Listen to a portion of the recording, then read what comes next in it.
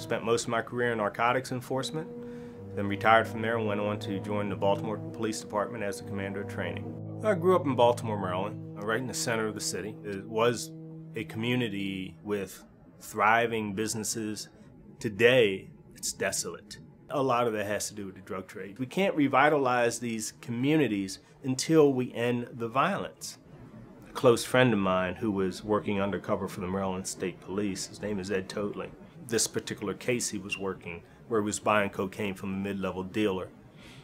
And he was going to make the final buy.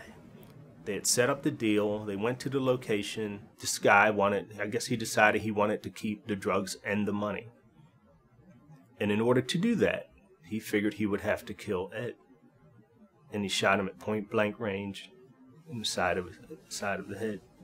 By making drugs legal, you eliminate the violence. When we ended alcohol prohibition in the early 1930s, right away Al Capone was out of business along with the violence that followed him. If we were to decide tomorrow that we're going to end prohibition and figure out a way to legalize these drugs that are currently illegal, first things that happen, number one, the violence subsides. I'd say it would experience like an 80 to 90% reduction. We need to start having these serious conversations based on truth and science and fact so that we can end these policies that are really just tearing communities and classes and races of people apart.